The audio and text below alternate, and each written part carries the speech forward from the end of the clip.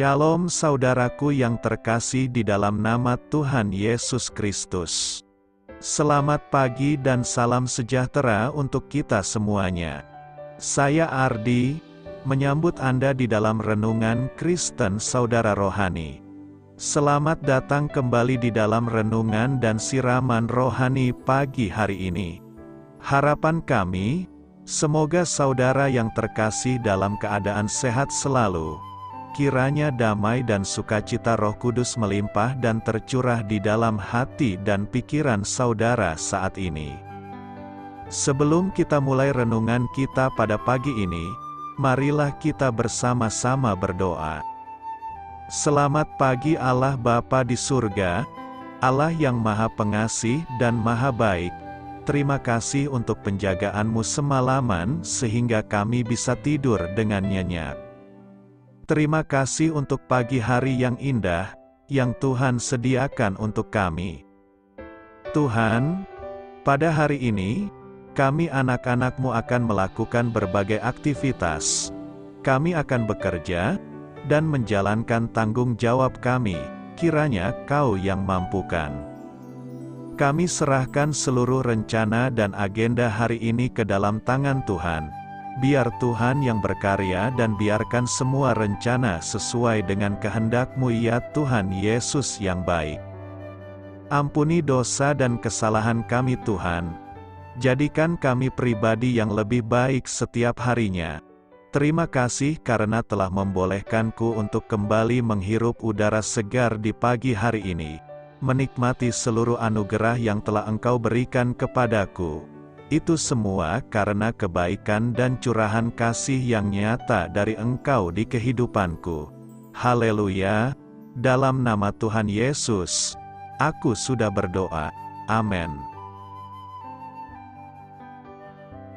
Sahabat pendengar saudara rohani, pembacaan ayat emas Alkitab renungan kita hari ini terambil dari kitab Efesus 3 ayat 14 sampai dengan ayat 20. Itulah sebabnya aku sujud kepada Bapa, yang daripadanya semua turunan yang di dalam sorga dan di atas bumi menerima namanya.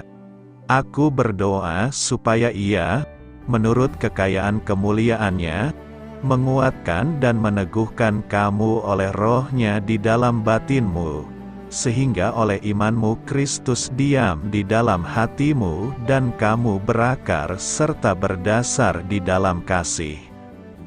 Aku berdoa, supaya kamu bersama-sama dengan segala orang kudus dapat memahami betapa lebarnya dan panjangnya dan tingginya dan dalamnya kasih Kristus, dan dapat mengenal kasih itu, sekalipun ia melampaui segala pengetahuan. Aku berdoa, supaya kamu dipenuhi di dalam seluruh kepenuhan Allah, bagi Dialah, yang dapat melakukan jauh lebih banyak daripada yang kita doakan atau pikirkan, seperti yang ternyata dari kuasa yang bekerja di dalam kita. Ayat renungan kita pada pagi hari ini terambil dari kitab Efesus 3 ayat 14 sampai dengan ayat 20. Inti dari ayat emas renungan kita adalah, oleh iman-Mu Kristus diam di dalam hatimu. Mari kita mulai renungan pagi kita. Kata-kata bijak yang dapat kita petik adalah, Yesus diam di dalam hati. Renungan kita pada hari ini ditulis dan disusun oleh Patricia Raiben. Mari kita mulai kisah inspiratif. Saat badai salju menyerang wilayah barat Amerika Serikat tempat saya tinggal, ibu saya yang sudah menjanda setuju untuk tinggal bersama kami sampai badai itu berlalu. Namun, sesudah badai mereda, beliau tidak pernah kembali ke rumahnya. Beliau akhirnya tinggal bersama kami hingga akhir hidupnya. Dan kehadirannya telah membawa banyak perubahan positif dalam rumah tangga kami. Ibu saya selalu siap memberikan masukan dan nasihat untuk keluarga kami, dan senang menceritakan kisah-kisah tentang generasi-generasi sebelumnya. Beliau dan suami saya menjadi teman baik karena sama-sama menyukai olahraga dan senang bercanda. Lambat laun, ibu saya bukan lagi tamu, melainkan seorang penghuni tetap yang penting yang selamanya mengubahkan hati kami bahkan setelah Allah memanggilnya pulang ke surga. Pengalaman tersebut mengingatkan pada gambaran Yohanes tentang Yesus, yaitu bahwa Dia diam di antara kita. Gambaran ini menarik karena dalam bahasa Yunani, kata diam tersebut berarti memasang kemah. Terjemahan lain berkata bahwa Dia tinggal bersama-sama dengan kita. Oleh iman, kita juga menerima Yesus untuk diam di dalam hati kita. Paulus menulis, "Aku berdoa supaya Ia, menurut kekayaan kemuliaan-Nya, menguatkan dan meneguhkan kamu oleh Roh-Nya di dalam batinmu, sehingga oleh imanmu Kristus diam di dalam hatimu dan kamu berakar serta berdasar di dalam kasih." Tuhan Yesus bukanlah tamu yang datang dan pergi, melainkan penghuni tetap yang mengubahkan setiap pribadi yang mengikut Dia. Marilah membuka pintu hati kita lebar-lebar dan menyambutnya. Marilah kita renungkan di dalam hati kita, bagi Anda, apa artinya membuka hati untuk Kristus? Apa yang dapat Anda lakukan agar Dia kerasan tinggal di dalam hati Anda? Hal ini patut kamu ketahui dan menambah wawasan kamu. Kata diam di Efesus 3 ayat 17 adalah terjemahan dari kata katoikeo. Secara harfiah, kata tersebut berarti tinggal di suatu tempat kediaman, untuk diam menetap di satu tempat. Dalam kitab Kolose, Paulus 2 kali menggunakan kata ini untuk menekankan kealahan dan keunggulan Kristus. Seluruh kepenuhan Allah berkenan diam di dalam Dia, sebab dalam Dialah berdiam secara jasmaniah seluruh kepenuhan kealahan. Kristus sendiri, melalui Roh-Nya, berdiam di dalam kita, dan keberadaan dirinya yang berdiam di dalam setiap anggota tubuhnya mempunyai arti penting. Orang percaya harus menjalani hidup dengan menyadari dan menghormati keberadaan sang tamu yang istimewa tersebut. Paulus berkata, "Tidak tahukah kamu bahwa tubuhmu adalah bait Roh Kudus yang diam di dalam kamu? Karena itu muliakanlah Allah dengan tubuhmu." Kunci sukses dalam renungan ini adalah, jangan berhenti berdoa karena justru di sanalah letak kekuatan kita yang sesungguhnya.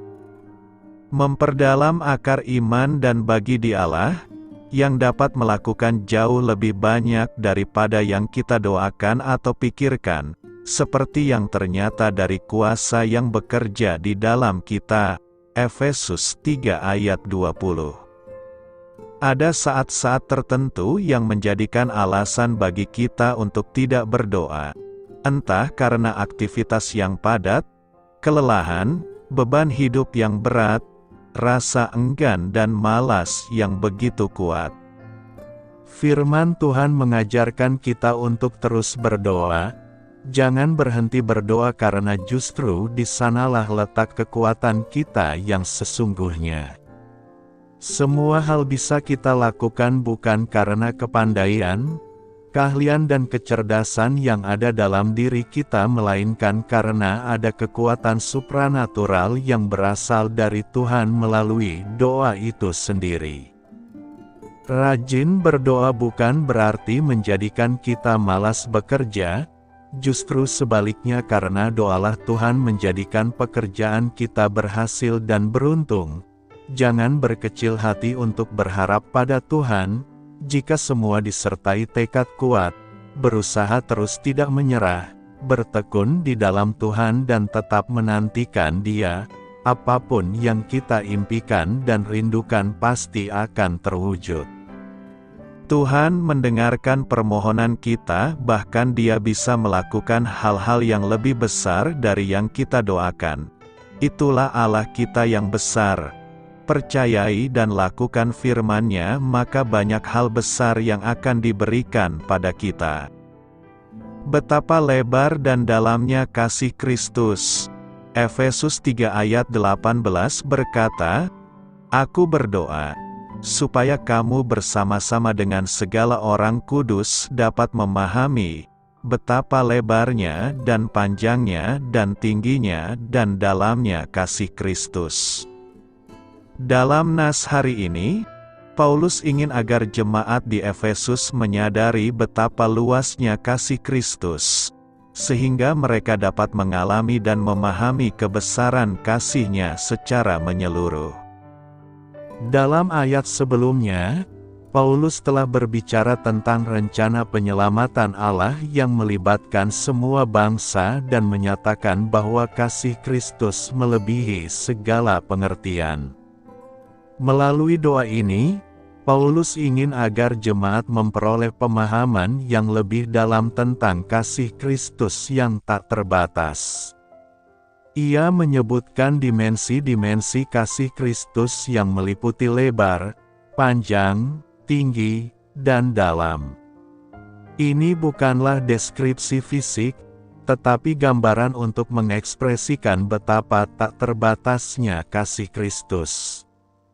Lebar artinya kasih Kristus tidak memandang batasan etnis, budaya, atau latar belakang sosial.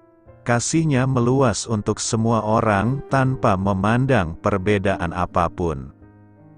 Panjang artinya kasih Kristus adalah kasih yang abadi dan tidak berkesudahan. Kasih-Nya untuk umat manusia ada sejak awal dan akan terus ada selamanya. Tinggi artinya kasih Kristus mencerminkan keagungan dan kemuliaan-Nya. Ia ingin agar jemaat dapat merasakan kasih-Nya yang tinggi dan mampu mengangkat mereka ke dalam persekutuan dengan-Nya. Dalam artinya kasih Kristus menghendaki agar umat-Nya memahami dan mengalami kasih-Nya dengan sepenuh hati dan dalam kehidupan sehari-hari. Ia ingin agar jemaat di Efesus dapat merasakan kehadiran-Nya yang mendalam dan memperoleh kedalaman pemahaman akan kasih-Nya. Dalam doa ini, Paulus berharap bahwa jemaat di Efesus dan semua orang percaya akan merasakan kasih Kristus yang melampaui batasan dan pengertian manusia, sehingga dapat hidup dalam pengalaman yang lebih dalam dan penuh dengan kasih-Nya. Pertanyaan kita adalah, apakah maksud dan tujuan doa Paulus ini? Ada beberapa maksud dan tujuan Paulus berdoa bagi jemaat di Efesus, yakni: pertama, untuk memperkuat iman dan pengetahuan. Paulus berdoa agar jemaat dapat memperoleh pemahaman yang lebih mendalam tentang kasih Kristus. Ini termasuk pengetahuan yang lebih dalam tentang identitas, karya, dan karakter Kristus. Melalui pemahaman ini, iman mereka akan diperkuat dan hubungan mereka dengan Kristus akan semakin kuat. Kedua, untuk mengalami kasih Kristus secara pribadi, Paulus berharap agar jemaat dapat merasakan dengan nyata kasih Kristus yang melampaui batasan manusia. Ia ingin mereka dapat mengalami kehadiran-Nya, mengerti betapa dekat dan pribadinya kasih-Nya terhadap setiap individu. Melalui pengalaman ini, jemaat akan tumbuh dalam hubungan pribadi mereka dengan Kristus. Ketiga, untuk meningkatkan persatuan dalam tubuh Kristus. Paulus berdoa agar jemaat di Efesus dan semua orang kudus dapat memahami bersama-sama betapa luasnya kasih Kristus. Melalui pemahaman ini, mereka akan mampu memahami dan menghargai persatuan mereka dalam tubuh Kristus. Mereka akan memiliki kesadaran bahwa kasih Kristus menyatukan mereka sebagai satu umat, terlepas dari perbedaan budaya, ras, atau latar belakang. Keempat, untuk membawa perubahan dalam hidup, dalam menyadari kasih Kristus yang tak terbatas. Paulus berharap bahwa jemaat akan tergerak untuk hidup sesuai dengan prinsip-prinsip kasih tersebut. Mereka akan melayani dan mengasihi sesama dengan cinta Kristus, menjadi saksi hidup bagi kasih dan belas kasihan-Nya di dunia. Maksud dan tujuan doa Paulus adalah agar pemahaman yang lebih dalam tentang kasih Kristus mempengaruhi hidup jemaat secara menyeluruh, membawa pertumbuhan rohani, persatuan, dan pelayanan kasih dalam tubuh Kristus, serta mengarahkan mereka untuk hidup sesuai dengan kehendak-Nya. Apa yang perlu kita renungkan dari doa Paulus ini? Setidaknya ada 5 hal yang perlu direnungkan, yakni: Pertama, pentingnya pemahaman yang mendalam tentang kasih Kristus. Paulus berdoa agar jemaat di Efesus dan semua orang percaya memiliki pemahaman yang lebih dalam tentang kasih Kristus. Ini menunjukkan betapa pentingnya bagi kita sebagai orang percaya untuk memperoleh pengetahuan yang lebih luas dan mendalam tentang kasih Kristus. Pemahaman ini akan mempengaruhi iman, hubungan pribadi dengan Kristus, dan bagaimana kita hidup sebagai pengikut-Nya. Kedua, kasih Kristus yang tak terbatas. Paulus menyebutkan lebar, panjang, tinggi, dan dalamnya kasih Kristus sebagai gambaran tentang tak terbatasnya kasih-Nya. Ini mengajarkan kepada kita bahwa kasih Kristus melampaui batasan manusia dan dapat menjangkau setiap orang dan setiap aspek kehidupan kita. Kasih Kristus mencakup semua orang tanpa memandang latar belakang, keadaan, atau kesalahan kita. Ketiga, pengalaman kasih Kristus yang pribadi. Doa Paulus menunjukkan keinginan untuk bahwa kita semua mengalami dengan pribadi kasih Kristus. Ini tidak hanya sekedar pengetahuan intelektual, tetapi merasakan dan mengerti betapa dekat dan pribadinya kasih-Nya terhadap kita sebagai individu. Kasih Kristus adalah kasih yang nyata dan mendalam yang ingin kita alami dalam hubungan pribadi kita dengannya. Keempat, persatuan dalam tubuh Kristus. Paulus berdoa agar jemaat bersama dengan segala orang kudus memahami bersama-sama kasih Kristus. Ini menekankan pentingnya persatuan dalam tubuh Kristus. Kasih Kristus menghapus perbedaan dan menyatukan kita sebagai satu umat, yang memiliki tanggung jawab untuk saling mencintai, mendukung, dan mengasihi sesama. Kelima, perubahan dalam hidup.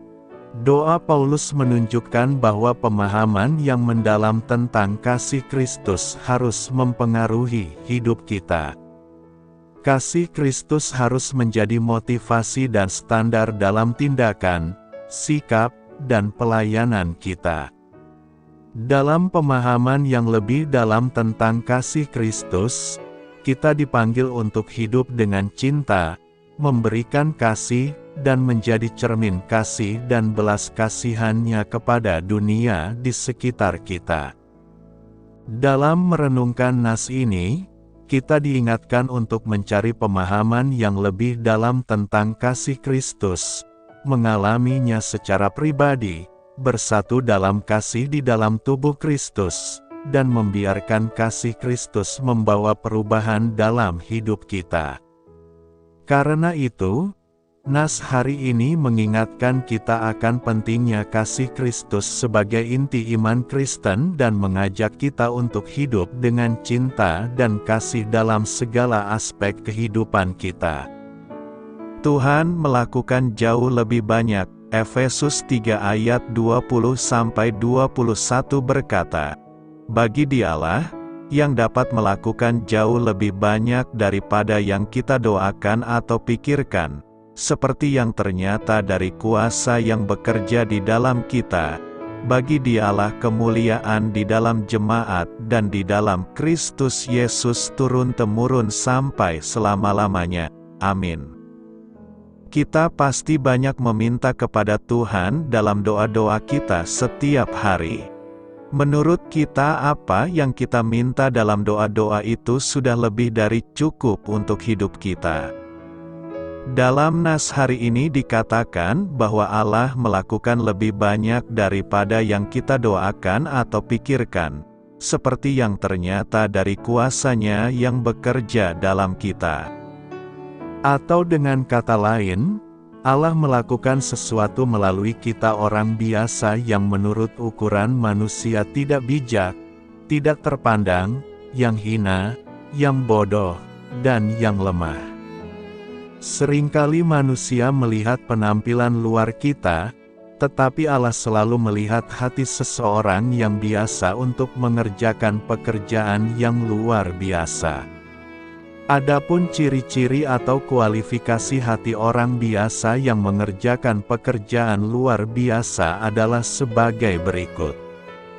Pertama, orang yang setia pada perkara-perkara kecil. Kebanyakan orang maunya langsung melakukan perkara-perkara yang besar dan berhasil serta tidak mau memulai sesuatu dari yang kecil. Orang seperti ini bisa dikatakan orang yang maunya sukses mendadak. Padahal Tuhan Yesus berfirman bahwa perkara besar dimulai dari perkara kecil. Kedua, orang yang tidak mencuri kemuliaan Allah. Tidak ada satupun yang dibawa manusia ke dunia ini karena semua milik Allah. Dan salah satu alasan mengapa Allah memakai orang biasa untuk melakukan pekerjaan yang luar biasa adalah supaya jangan ada yang memegahkan diri. Kemegahan yang bukan pada kehebatan dan kuasa Allah adalah kejahatan, sebab firman Tuhan katakan bahwa yang berhak menerima segala kehormatan dan kemuliaan adalah Allah dan kemuliaan-Nya merupakan target hidup kita.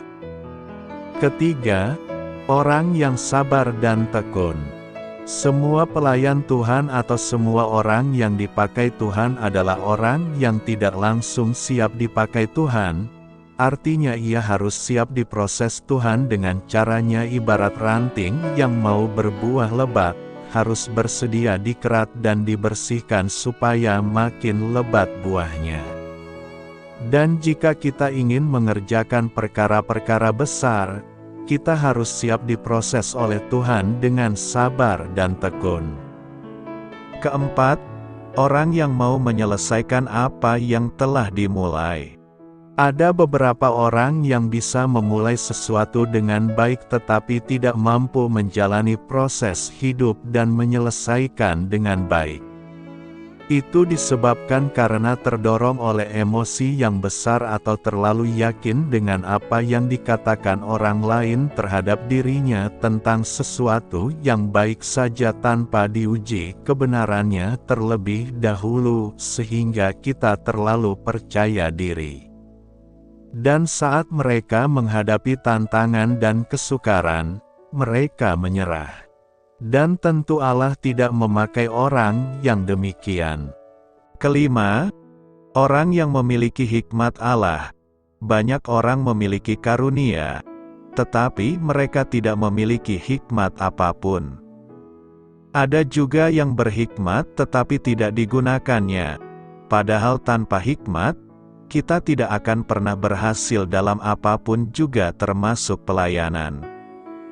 Terlebih kita memerlukan hikmat dalam cara kita mengatur diri sendiri. Seperti firman Tuhan katakan, sebab itu janganlah kamu bodoh, tetapi usahakanlah supaya kamu mengerti kehendak Tuhan. Mari bersukacitalah senantiasa.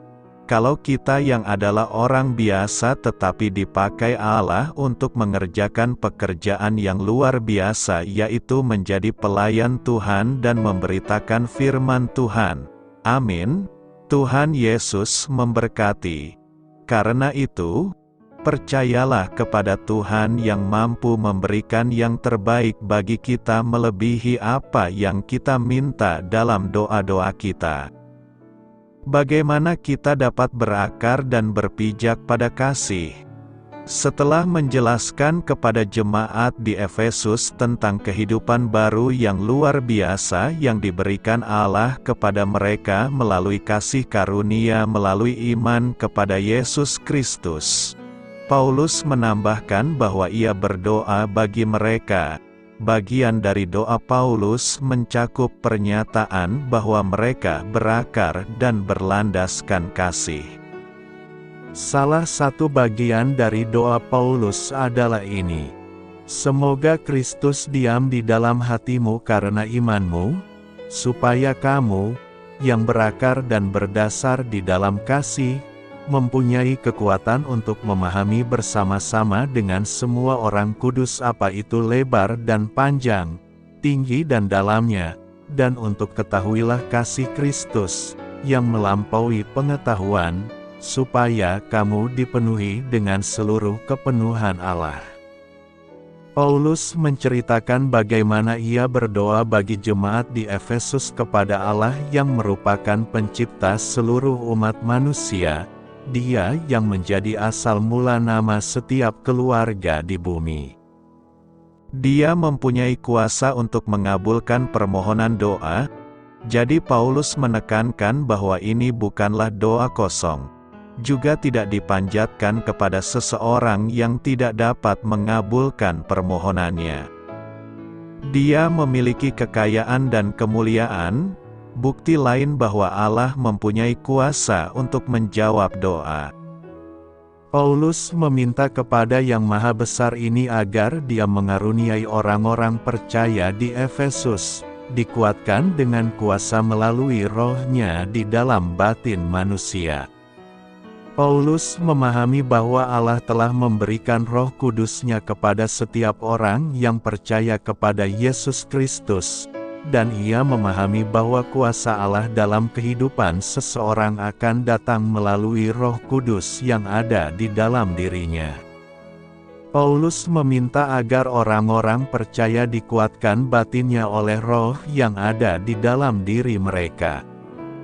Paulus juga menyadari bahwa penguatan yang ia minta datang melalui pengenalan yang lebih baik terhadap Kristus dan kasih-Nya. Ia tidak meminta agar Allah melakukan sesuatu yang mistik atau mukjizat.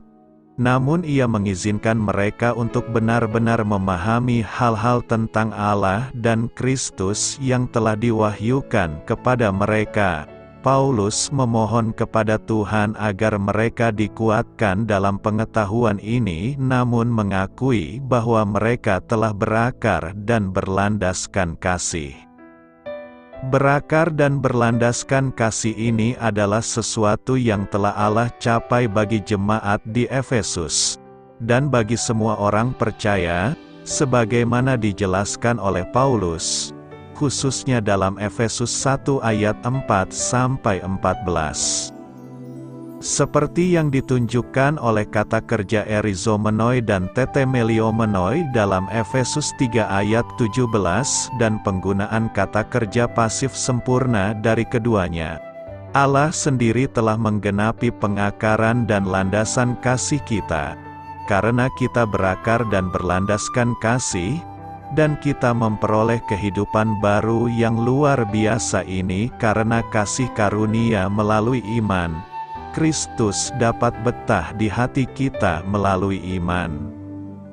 Namun, ada tanggung jawab di pihak kita, sebagaimana nasihat Paulus agar kita melepaskannya firman Kristus tinggal dengan kaya di dalam kita.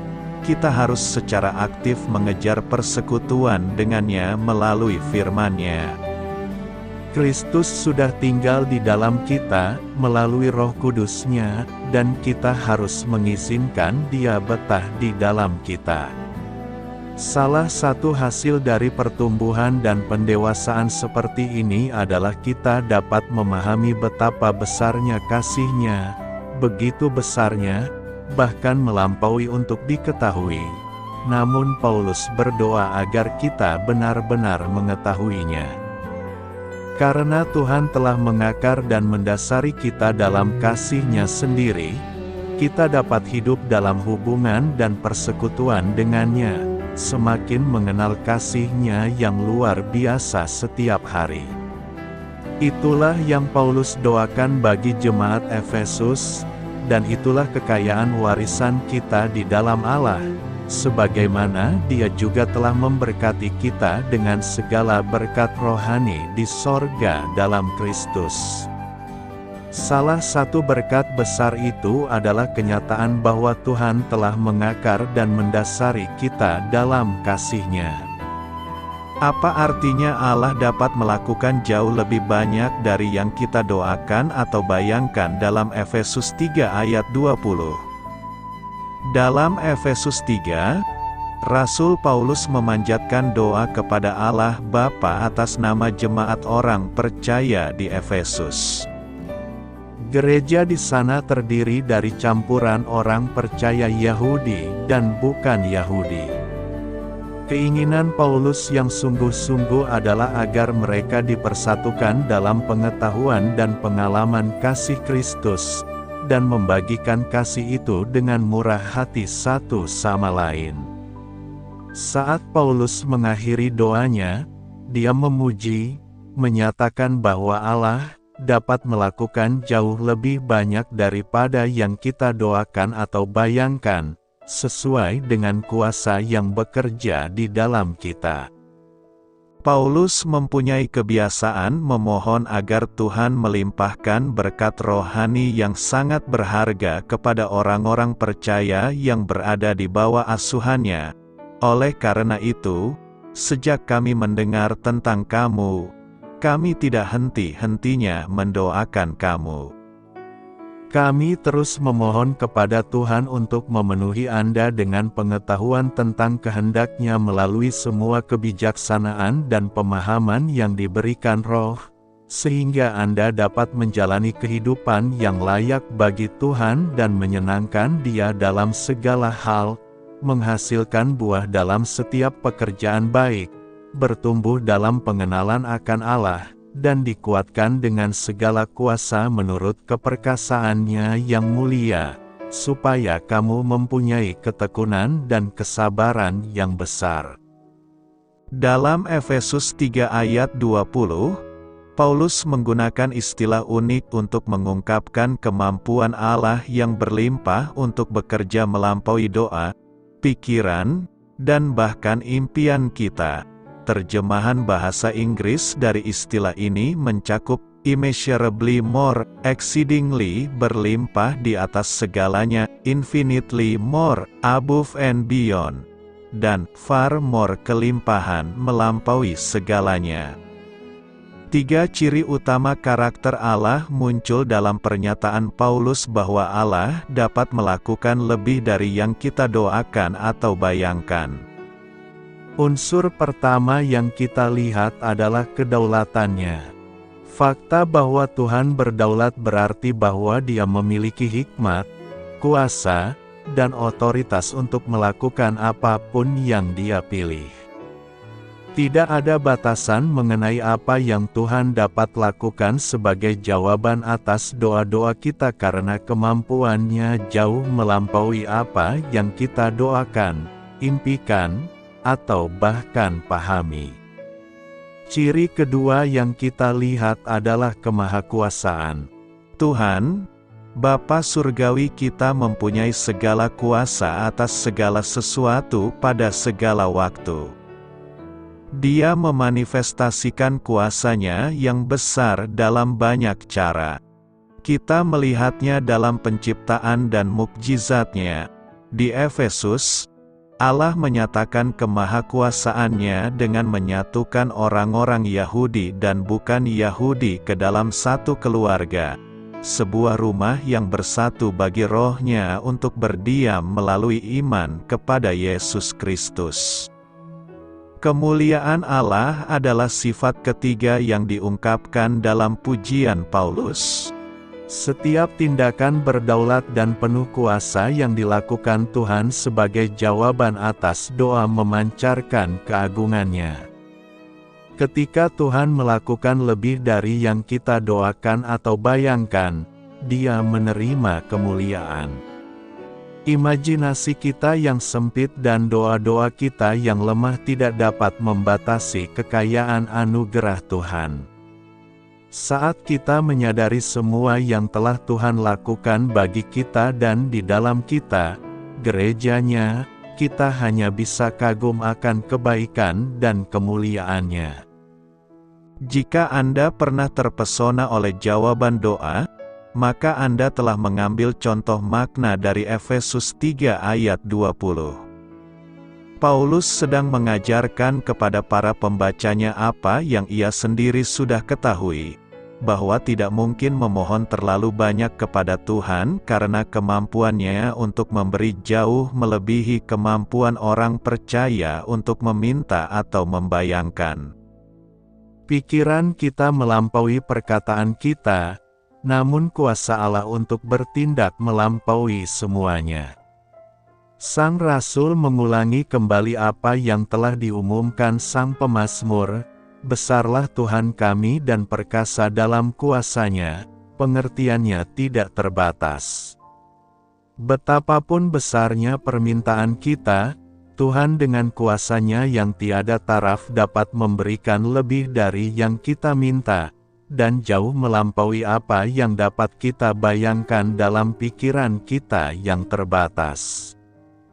Doa saya menyertai saudara sekalian. Marilah kita menyampaikan doa syafaat.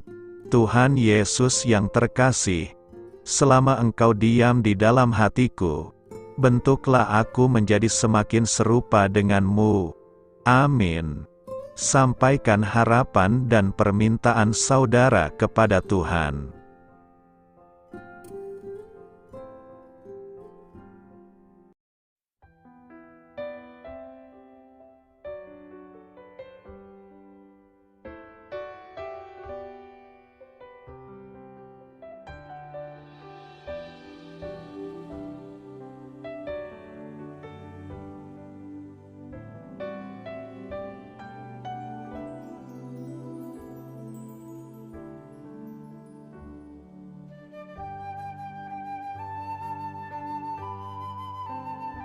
Marilah kita renungkan sahabat saudara rohani.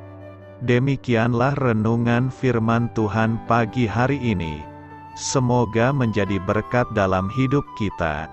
Dan sebelum kita memulai segala aktivitas kita pagi hari ini, marilah kita berdoa.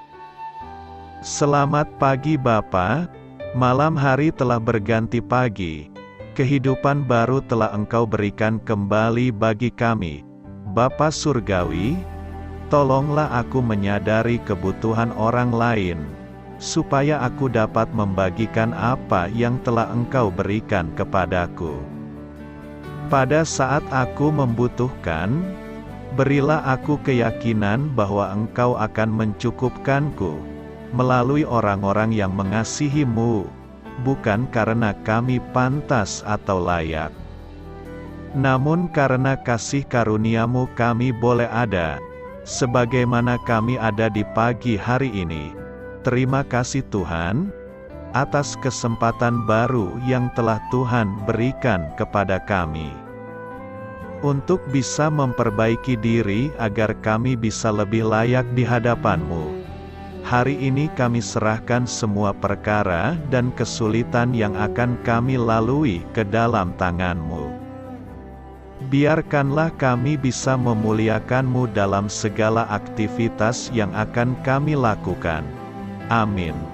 Biarlah firman Tuhan menjadi pengingat untuk kita semua, bahwa tuntunan dari Roh Kudus akan selalu memberi jalan keluar bagi setiap permasalahan hidup kita, dan memberi kedamaian di hati kita. Sampai jumpa di renungan pagi saudara rohani berikutnya. Kiranya Tuhan selalu memberkati saudara semua hari ini. Amin. Shalom.